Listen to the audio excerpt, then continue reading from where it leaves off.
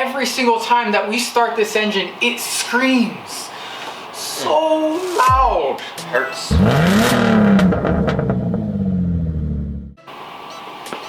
Pizza and coffee.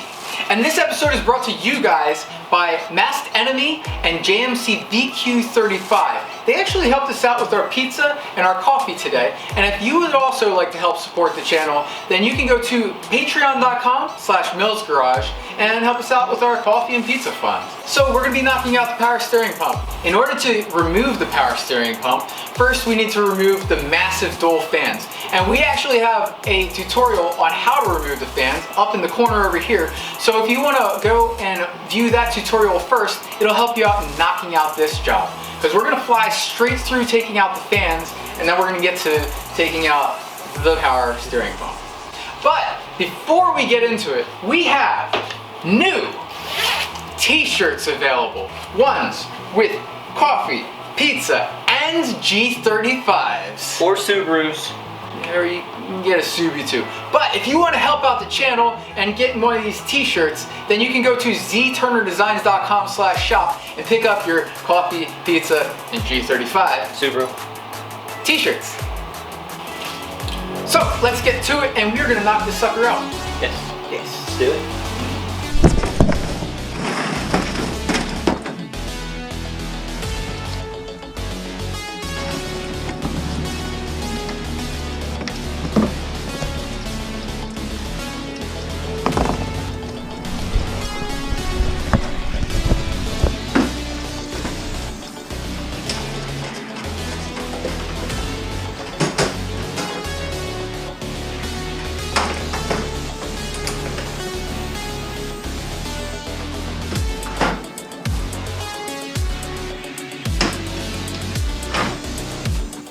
Alright, so fans, gone. Next you need to do the serpentine belt, and if you need to know how to do that, click the link up here in the corner, and if you already know how to do that, well, keep up the good work.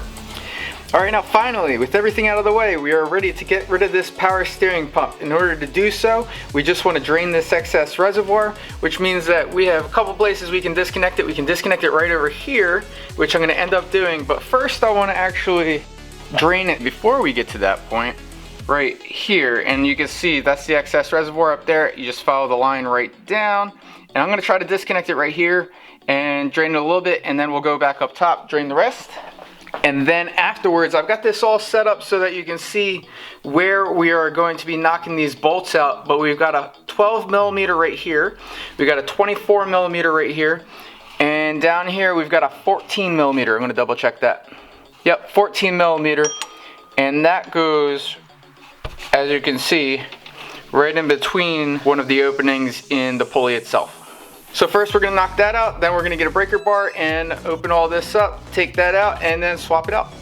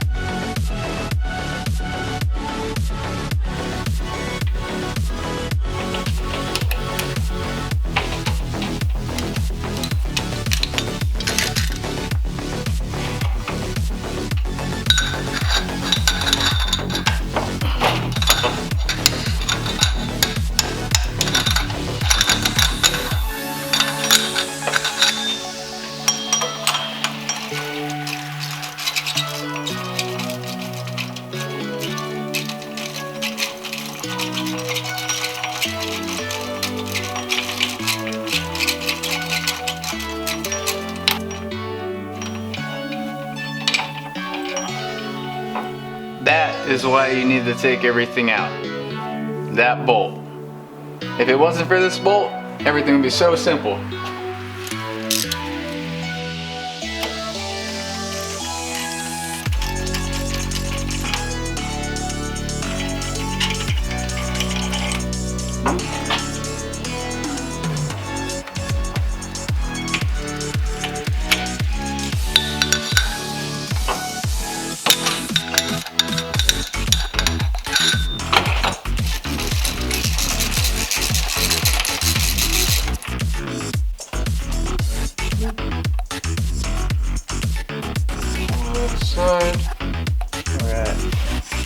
We got washers. You gotta make sure that you do the washers right with the banjo. Take a pry bar, go in.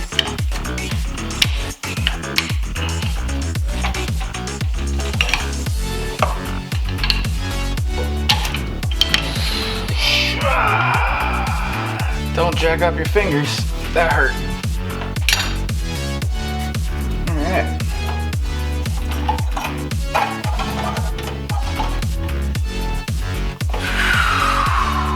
Voila! Power steering pump. Oh man. Ugh. I'm gonna have to clean this up too. Fun stuff! Power steering pump! Woohoo! Look how nasty that is. Alright, with the power steering pump out, I can show you why it's so difficult to install the new one, or at least most people run into this issue. There is a washer right here, and that washer, when you install the power steering pump, gets pushed in that way towards the engine, and you can see the washer is thicker than this mounting bracket, and it's sticking out on this side. So what we need to do is tap this washer outwards this direction, and then that's gonna make it real easy for us to slide the new pump in, and then we'll tighten it down and we'll be all good.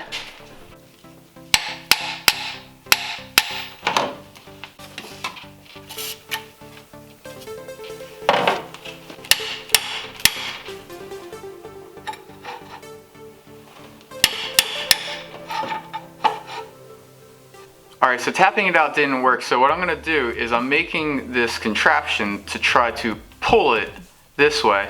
So what I've got is a bolt, a washer, and the washer is going to keep it on the other side of it. I'm going to put this bolt through it with this socket that should be large enough to go around that washer, right? And then I've got a nut for the end of this, and I'm going to crank this one, which is going to push the socket this direction and pull that direction, and we're going to see if we can just pull it out using a ratchet real quick.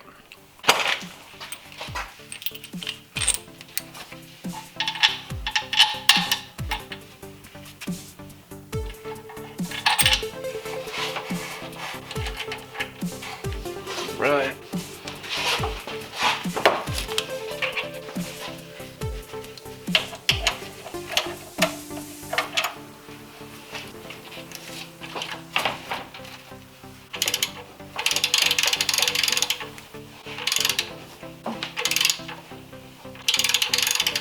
Woohoo!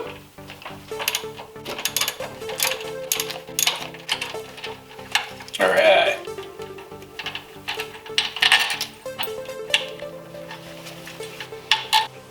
Yep. So that worked.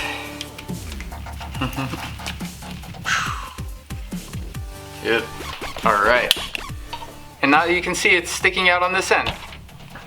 And that's the side shot. There it is right there. You can see, not on that side, everything on this side. All right, let's see how easy this is. Yeah.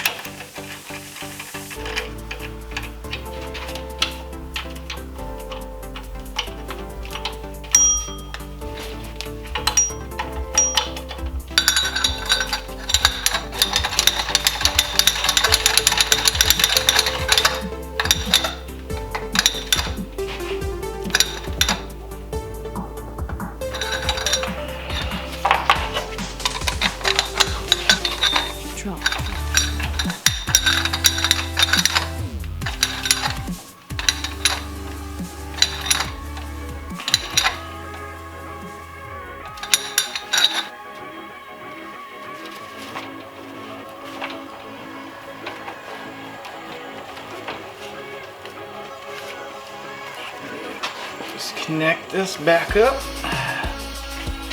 Cool.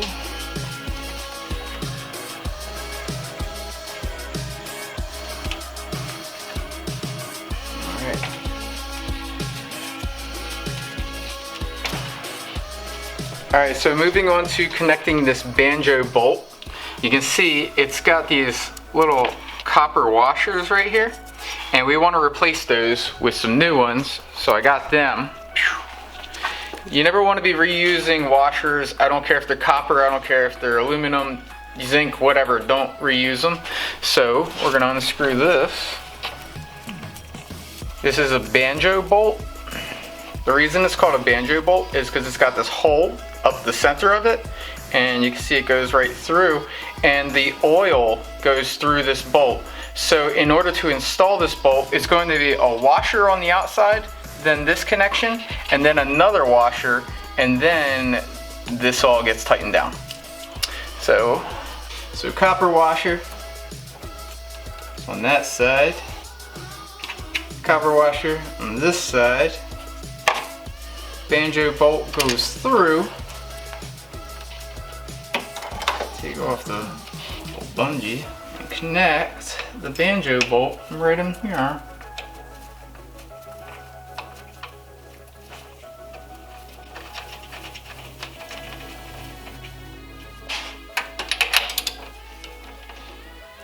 You don't want to over tighten this, just tighten it, and then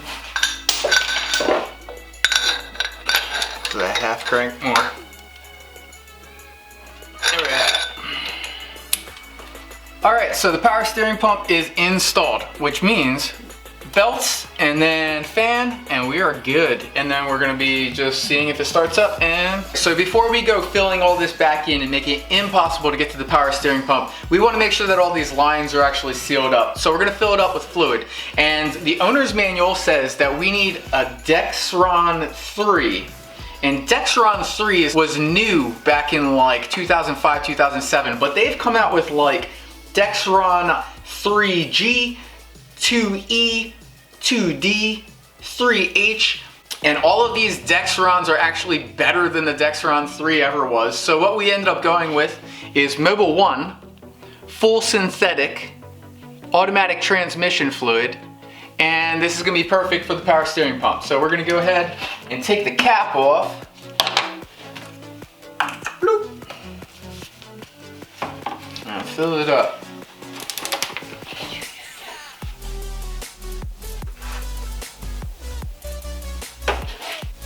That's not dripping. That's not dripping. Cool.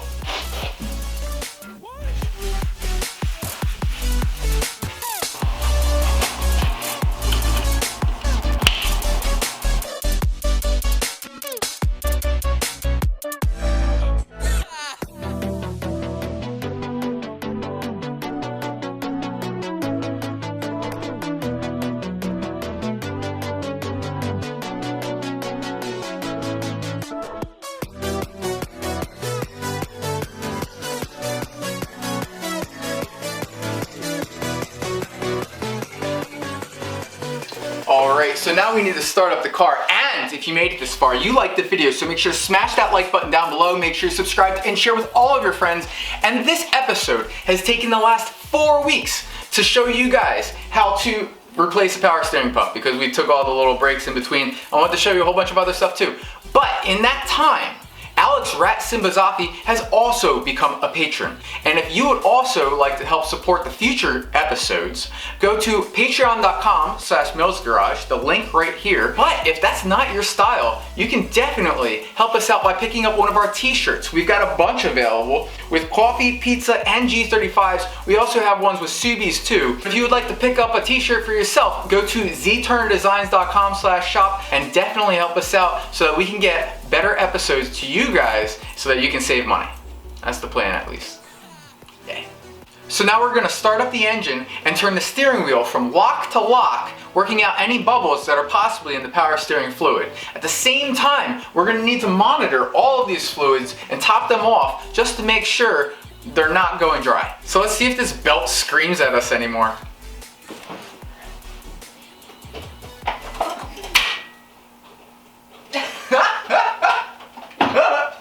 I figure my battery would die.